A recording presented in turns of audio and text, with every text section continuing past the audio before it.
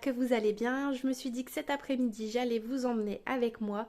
Donc pendant que mon petit est à la sieste, je vais m'atteler à préparer de la pâte magique. Donc j'ai l'anniversaire de mon grand qui est au mois de mai et j'ai décidé de faire un buffet dînatoire. Donc on sera 21 personnes. Donc ça fait quand même pas mal de petites mignardises à préparer. Donc j'ai déjà fait ça il y a quelques années pour mon anniversaire à moi. Donc c'était pas exactement ces recettes-là, mais j'avais préparé à l'avance et j'avais congelé mes préparations.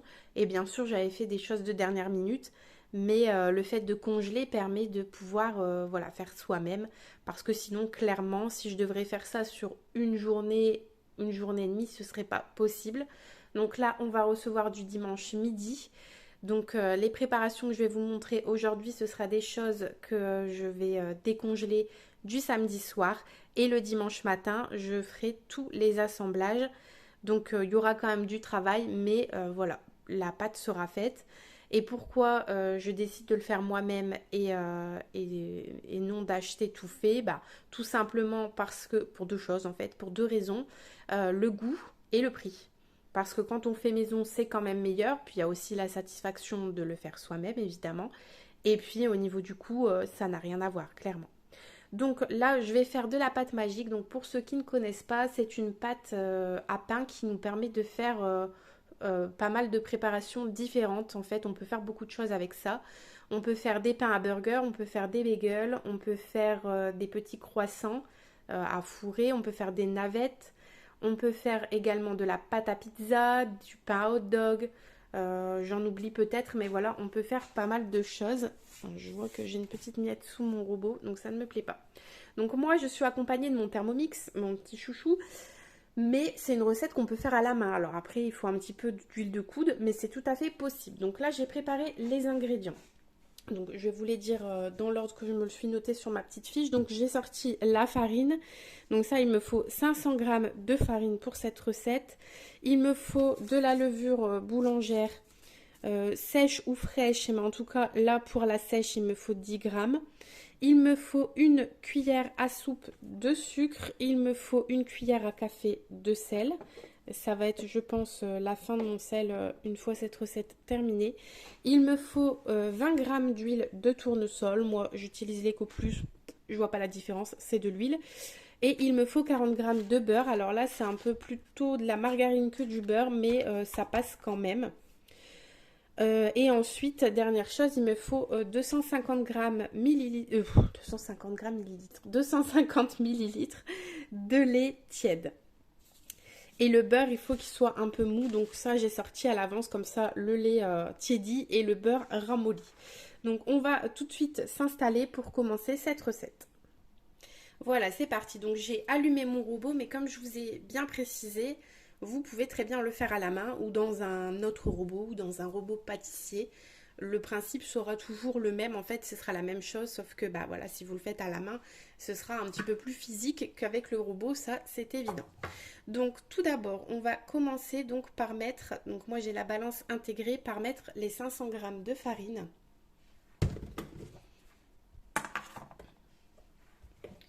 Alors, je vais peser ça tout de suite. Je vais faire la part puisque voilà. Alors c'est parti pour 500 g de farine. Je vais essayer de ne pas en mettre trop partout. Hop, 501. J'aime bien être un peu précise. Ah, décidément. Bon, après, c'est pas un gramme près. Il n'y a pas moyen que je les ai. Bon, c'est pas grave. Voilà, c'est bon, c'est fait.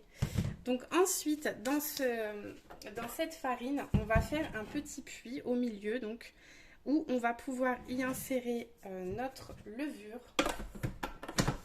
Et là, pour la levure, c'est 10 grammes. Donc j'avais un sachet déjà entamé. Je crois qu'un sachet, c'est 8 grammes. Donc j'espère que ça suffira avec ce que j'ai là. Hop. Bon, bah, il n'y avait vraiment pas grand-chose dans ce qui restait dans ce sachet-là, mais c'est pas grave. Je vais en reprendre un autre. Ah oui, non, c'est même moins que ça. Bon, c'est pas grave. J'en ai d'autres de toute façon. Ça va, j'avais prévu le coup. J'avais racheté des boîtes, heureusement. les aléas du direct, j'allais dire. Hop.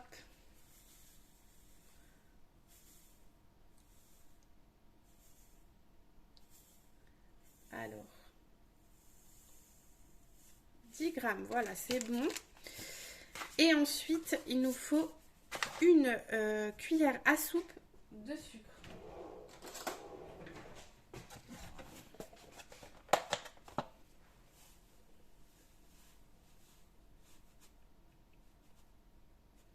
Hop, donc on met bien au milieu. Et maintenant, ce qu'on va faire, c'est qu'on va délayer avec un petit peu de lait. Alors, est-ce que vous voyez bien? Je pense que ça va être un peu difficile. Donc, ce que je fais, c'est que au milieu, du coup, hop, je mélange un petit peu avec mon lait et après, je vais refermer mon puits. Alors, vous inquiétez pas, j'ai lavé mes mains juste avant. Voilà, donc je repose mon robot et je continue ma recette. Donc du coup maintenant que j'ai délayé avec un petit peu de lait et que j'ai refermé mon puits, je vais mettre une cuillère à café de sel. Donc, comme je vous ai dit, le sel c'est vraiment la fin. J'espère que ça suffira. Bon, bah, je vais vraiment le finir là maintenant. Hop, donc ça je vais mettre un peu plus sur le côté pour pas que ça se mélange trop avec ma levure. Ensuite, il nous faut 20 g d'huile de tournesol.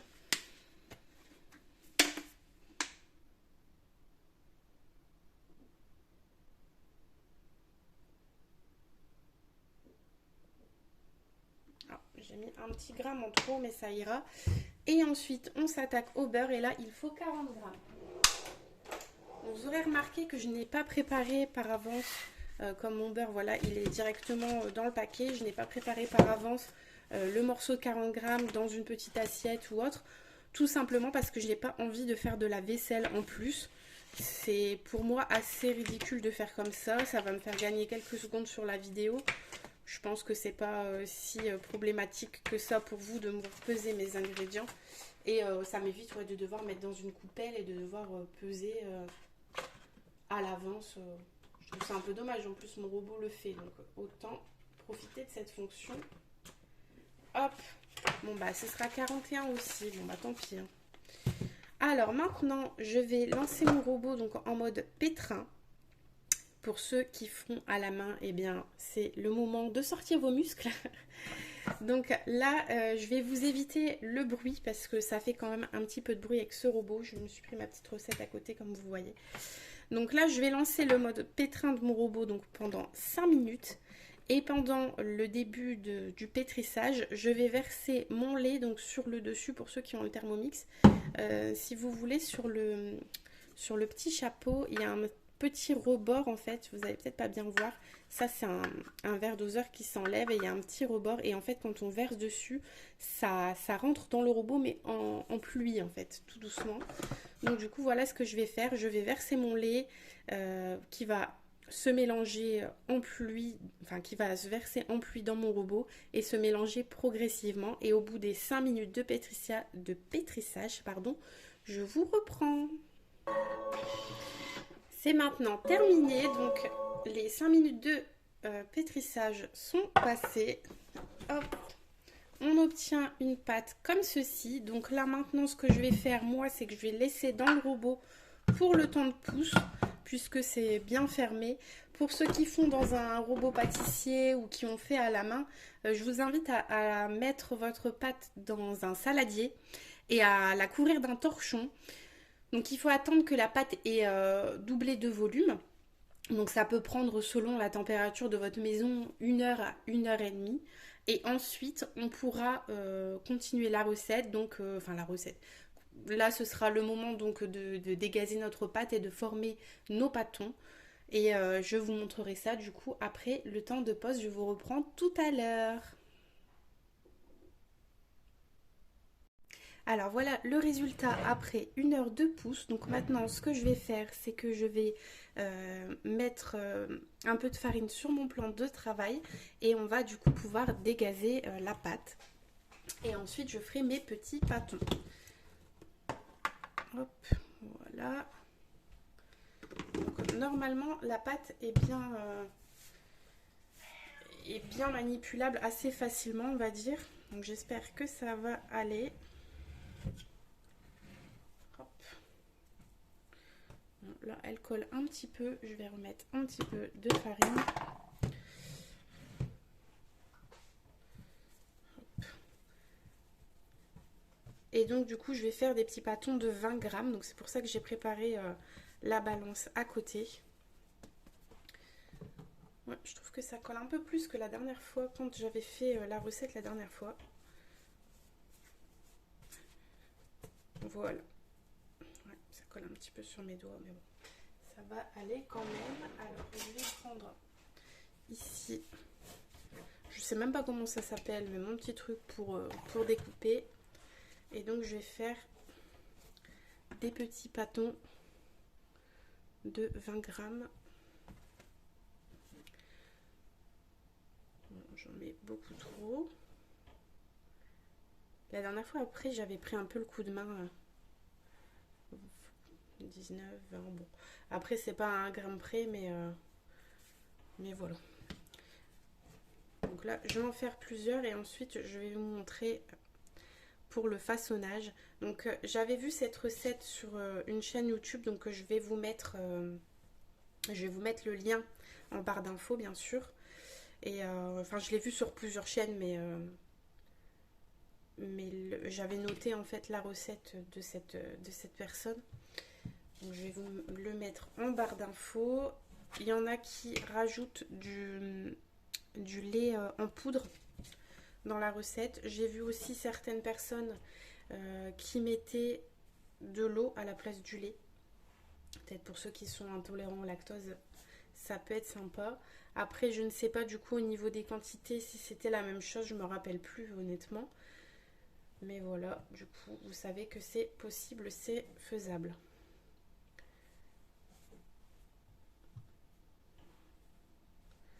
Bon, là, j'en ai fait quelques-uns. Hop. Pour l'instant, ça ira. Je vais mettre ça sur le côté. Hop. Et donc, on va façonner nos petits boudins, on va dire. Je vais fariner mes mains. Je sais pas comment ça se fait. La dernière fois, franchement, c'était pas du tout collant. Mais vraiment pas. C'était même étonnant.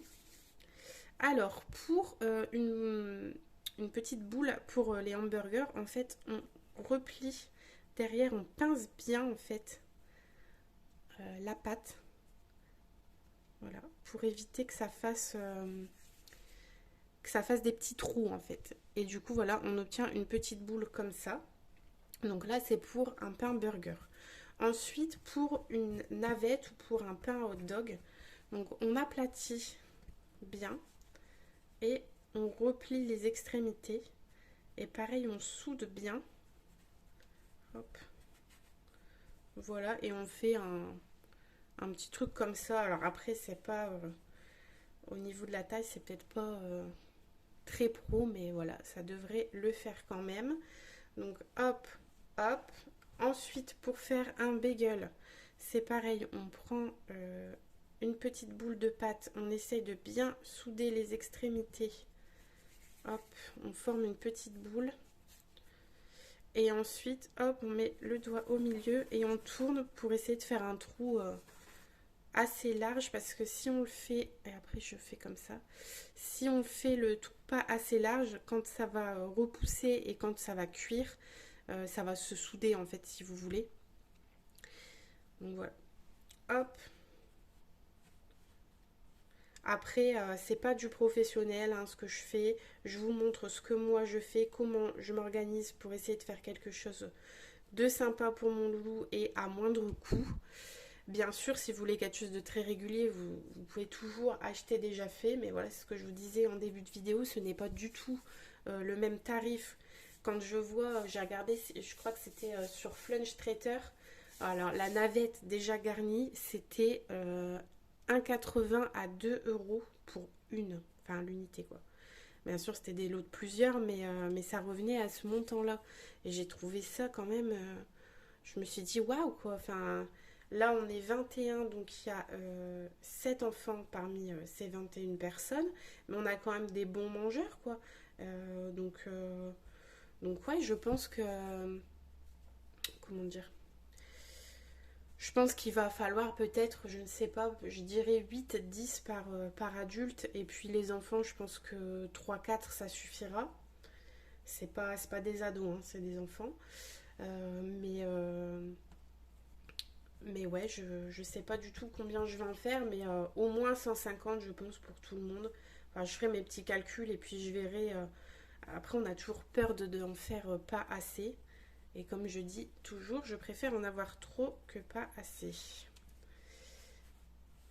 Après, comme c'est des choses que je vais congeler, une fois que je vais les sortir du congèle, ce sera entre guillemets foutu. Mais bon, vu le nombre d'invités, si vraiment j'en ai trop, les gens pourront partir avec des petits trucs à manger et puis ça leur fera leur repas du soir ou du lendemain, peu importe. Ça sera pas gaspillé. Donc voilà, du coup, pour les formes. Ensuite, ce qu'on peut faire aussi, hop, je vais me décaler un petit peu. Donc ça, il faudra que je le mette sur une planche, sur une plaque de cuisson, pardon, avec du papier cuisson. Ce qu'on peut faire aussi, je vais chercher mon rouleau à pâtisserie.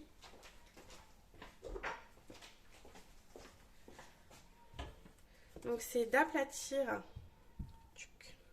J'ai mon petit qui commence à se réveiller. Vous voyez, je l'ai mis à la sieste il y a 1 heure. Quand j'ai commencé les préparations et le temps de pousse. Pourtant, il ne s'est pas endormi tout de suite, du tout, du tout. Alors, donc, je vais bien étaler ça. La dernière fois, donc j'ai déjà essayé cette recette. Hein. La dernière fois, j'avais pas étalé assez fort et du coup, ça faisait quand même un petit peu épais, j'avais trouvé. Donc, je vais essayer de faire ça bien cette fois-ci. Bon, je fais ça grosso modo parce que voilà, pour la vidéo, j'essaye de faire assez rapide. Je ne voudrais pas vous perdre en route. Donc voilà comment j'avais fait la dernière fois. J'avais coupé au niveau des extrémités.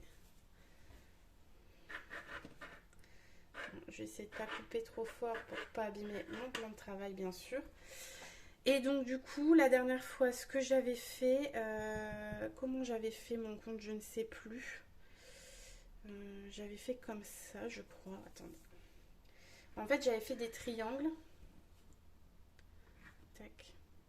J'espère que ce sera pas trop brouillon pour vous. J'avais fait des triangles comme ça dans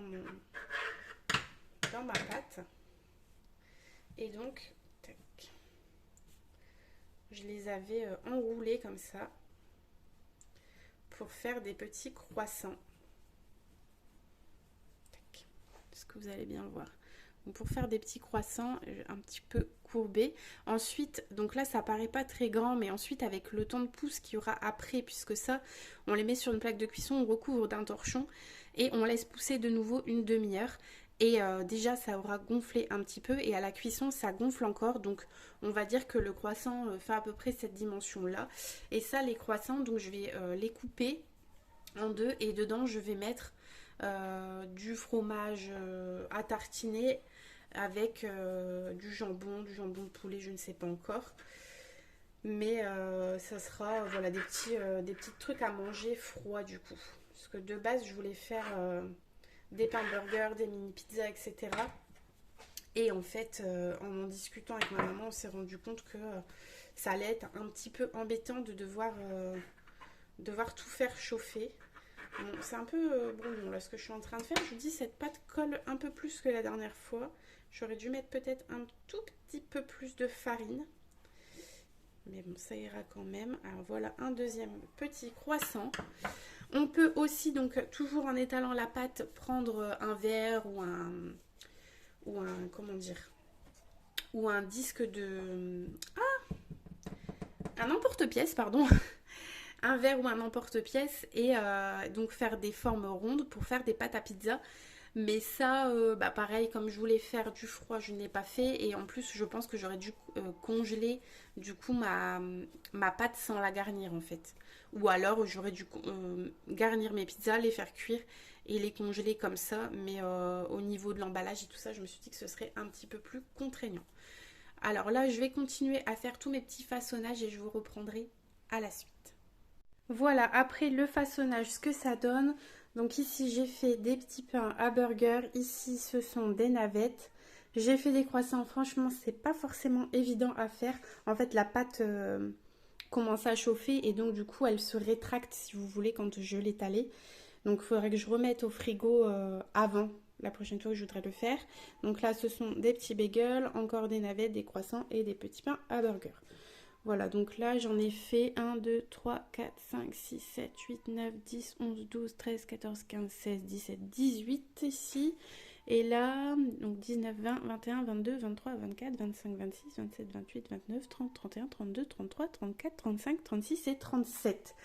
Et j'ai encore un petit peu de pâte là-bas, mais j'avais plus de place sur mes plaques puisque je préférais les écarter assez bien pour que la pousse puisse se faire tranquillement. Là, du coup, il faut un quart d'heure à une demi-heure de pousse, donc je vais les couvrir. Ensuite, je badigeonnerai d'œufs durs. D'œufs durs, oh là là, aujourd'hui je dis n'importe quoi. De jaune d'œuf, pardon. Et je saupoudrerai, par exemple, les pains burger, on peut mettre des graines de sésame. On peut mettre... qu'est-ce qu'on peut mettre d'autre, du flocon d'avoine. Enfin, on met ce qu'on veut dessus, des petites graines, peu importe, de tournesol ou d'autres, ce qui vous fait plaisir. Et ensuite, je mettrai ça au four 15 minutes environ à 180 degrés et donc je vous montrerai le résultat final.